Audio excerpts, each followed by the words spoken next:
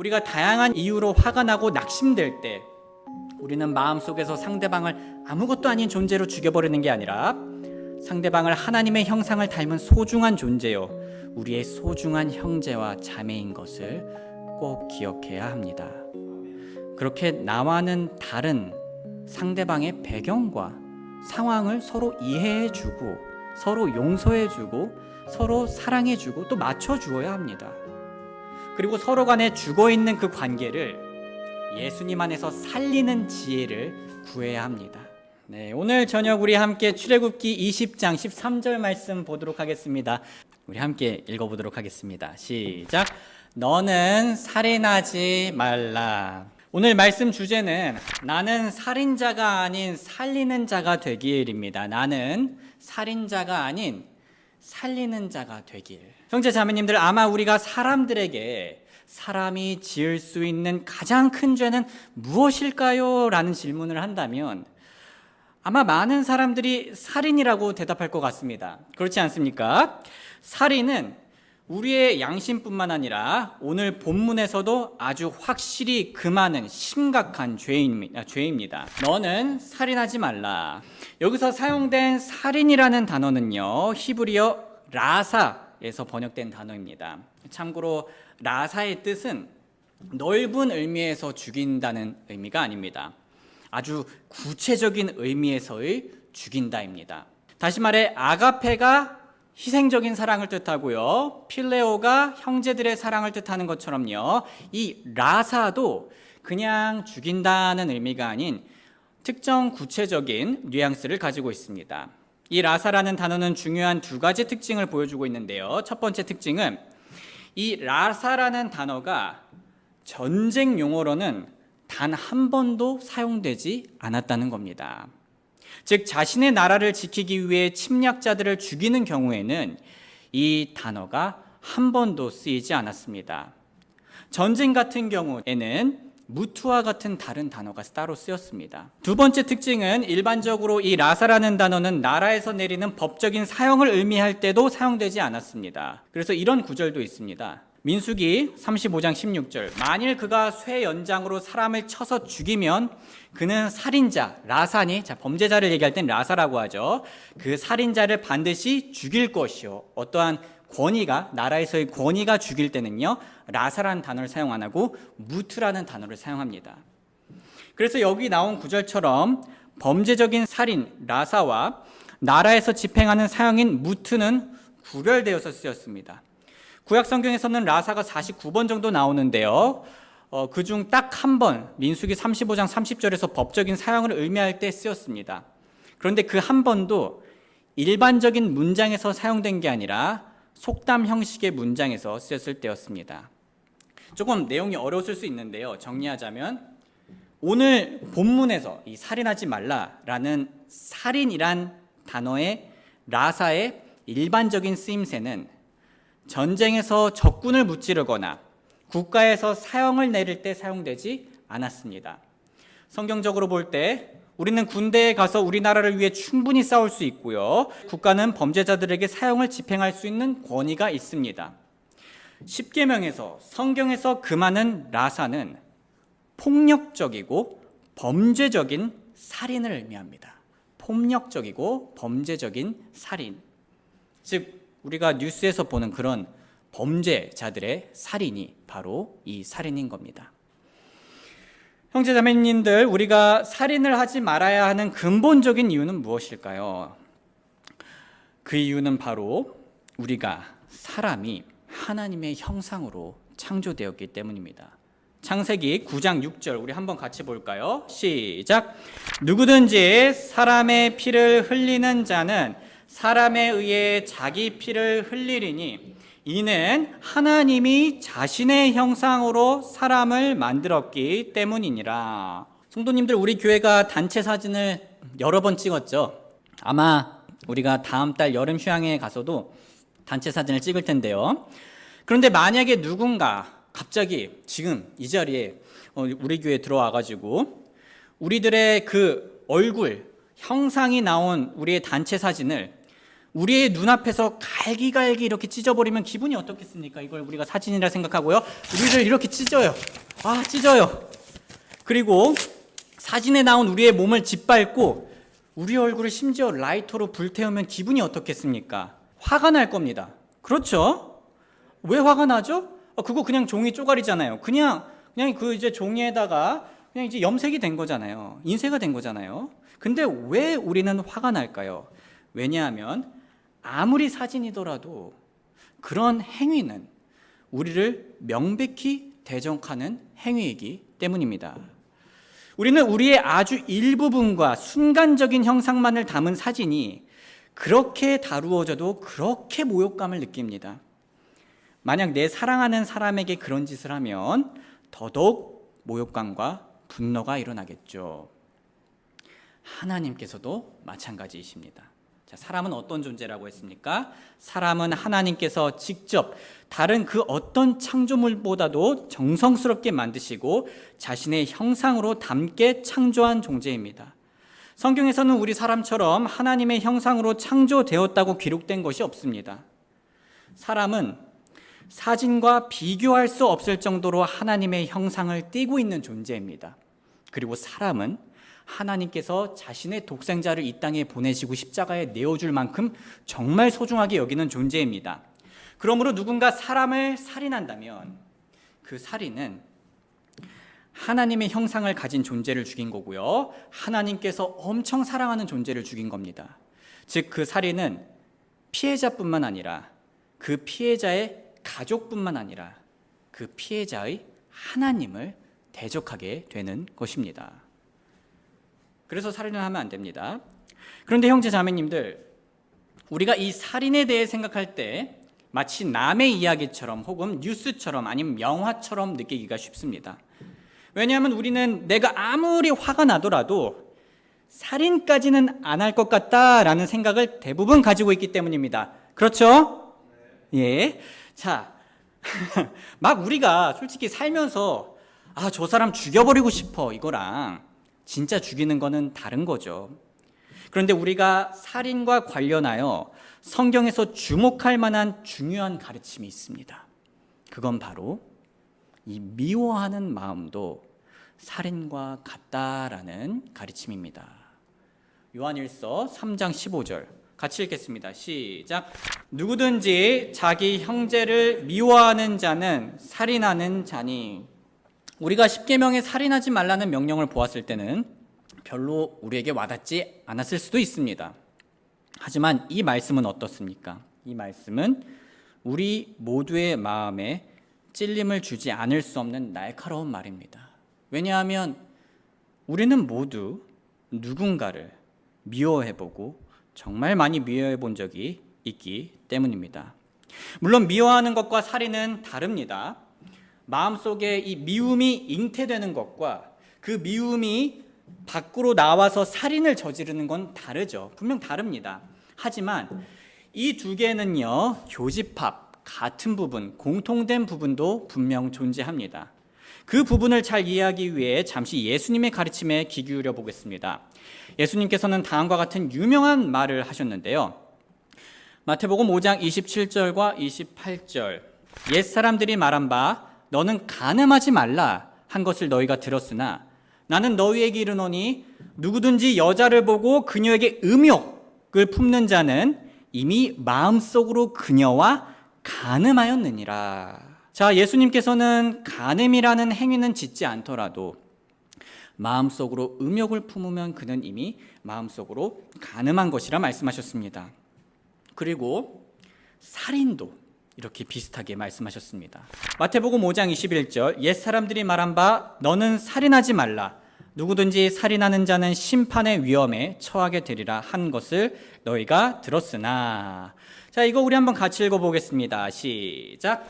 나는 너희에게 이르노니 누구든지 까닭 없이 자기 형제에게 화를 내는 자는 심판의 위험에 처하게 되고 누구든지 자기 형제에게 라가 하고 말하는 자는 공회의 위험에 처하게 되거니와 누구든지 너 어리석은 자여 하고 말하는 자는 지옥불의 위험에 처하게 되리라. 자, 우리가 아까 방금 보았듯이 마태복음 5장 21절에서는요, 예수님께서는 살인과 살인의 결과인 심판에 대해서 말씀하셨습니다.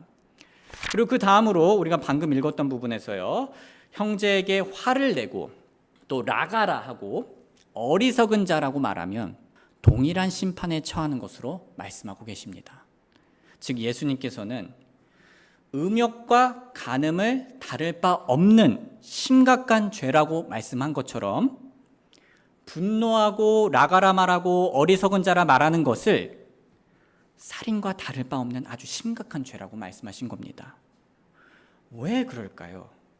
왜냐하면 마음속 동기가 똑같기 때문입니다.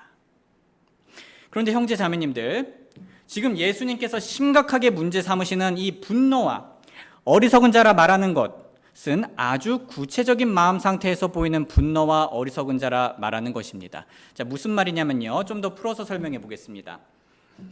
성도님들, 우리가 그 사복음서를 보면요, 예수님께서는 분노하신 적이 없으십니까? 있죠. 다 있어요. 예, 있으십니다. 언제였죠? 이제 성전에서 특히나 돈 바꾸는 자들한테 분명 이렇게 화를 내셨습니다. 그렇다면 두 번째로, 예수님께서는 다른 사람들에게 어리석은 자라고 말씀하신 적이 없으십니까? 예, 있습니다. 마태복음 23장 17절에 보시면요, 예수님께서는 서기관들과 바리새인들과 위선자들에게 이 어리석고 눈먼 자들아 라고 말씀하십니다. 예수님께서는 화도 내셨고 다른 사람들에게 어리석은 자란 말도 하셨습니다. 그렇다면 예수님께서는 자신은 하면서 남들은 하지 말라는 모순을 범하고 계신 걸까요? 아닙니다. 예수님께서는 여기서 살인과 함께 하지 말아야 된다고 얘기한 분노와 어리석은 자라 말하는 것은 이 경우와 예수님께서 분노와 어리석은 자라고 말했을 때의 경우는 다른 경우였습니다. 무엇이 다를까요? 태도와 마음이 다릅니다.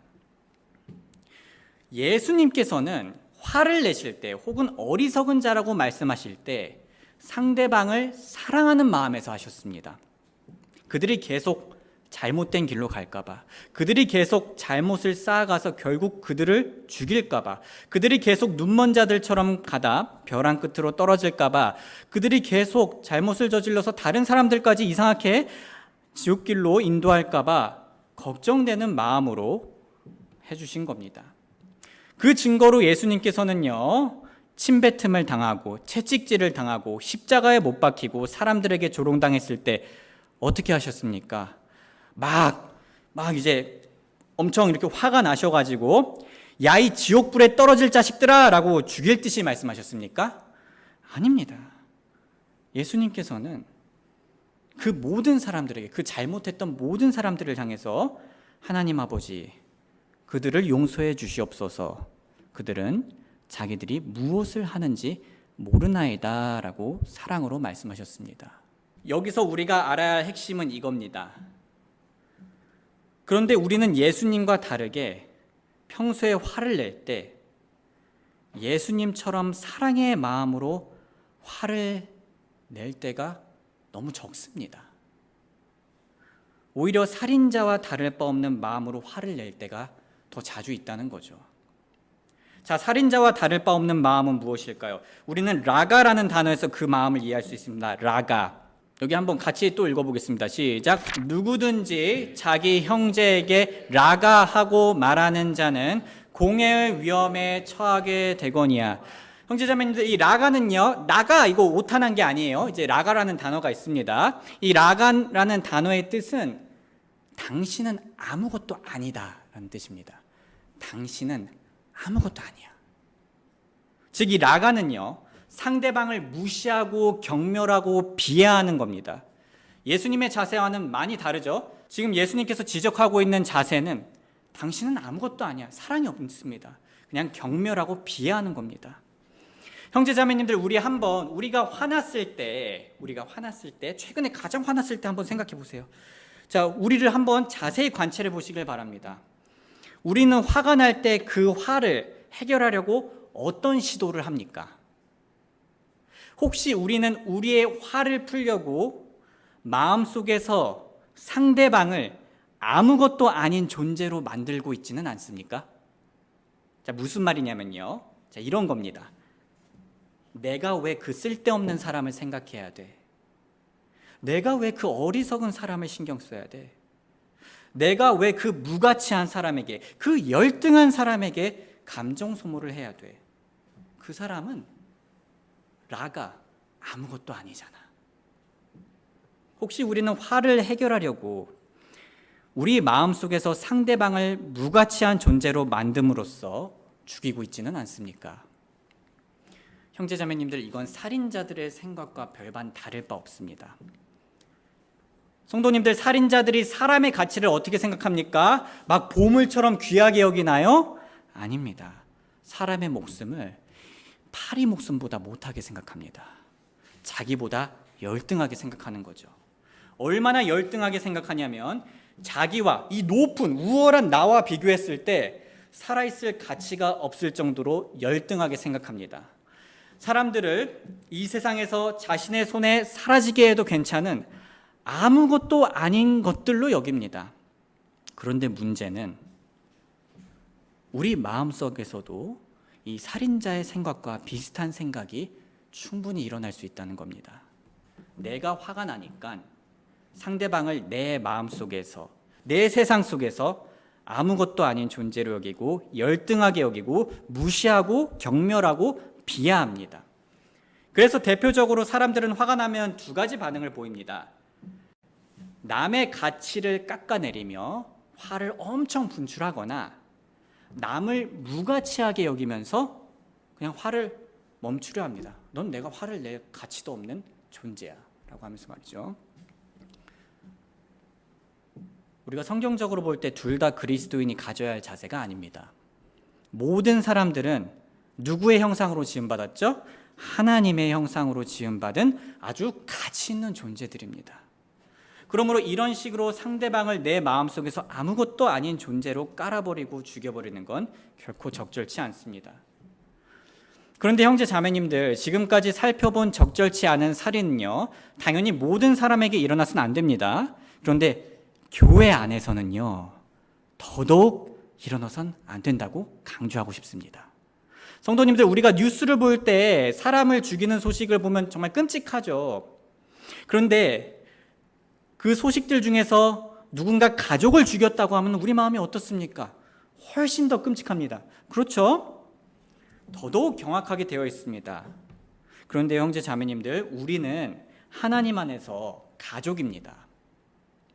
우리가 누군가의 집안에 입양이 되면 좋든 싫든 그 집안의 형제 자매들과 가족이 되는 것처럼 우리는 하나님의 집안에 입양되었기 때문에 자동적으로 하나님의 자녀들과 우리 교회 식구들과 함께 가족이 된 겁니다.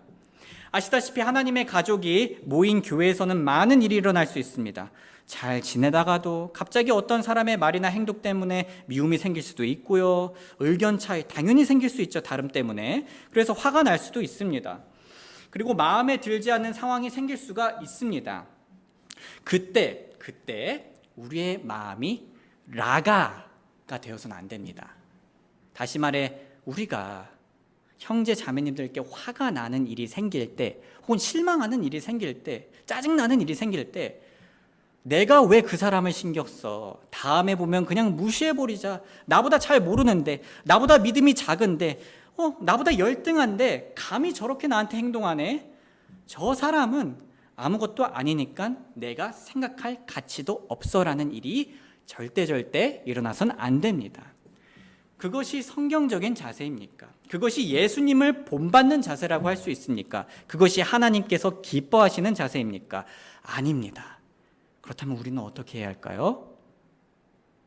우리는 분노할 수 있습니다. 우리는 무엇이 어리석은 행동인지 분별할 수도 있고요. 적절한 대처도 할 수 있어요. 하지만 우리의 분노와 분별과 대처는 항상 상대방을 하나님의 형상을 담은 소중한 존재로 여기는 상태에서 이루어져야 합니다.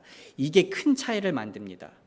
그리고 더 나아가 예수님의 사랑을 본받아야 합니다.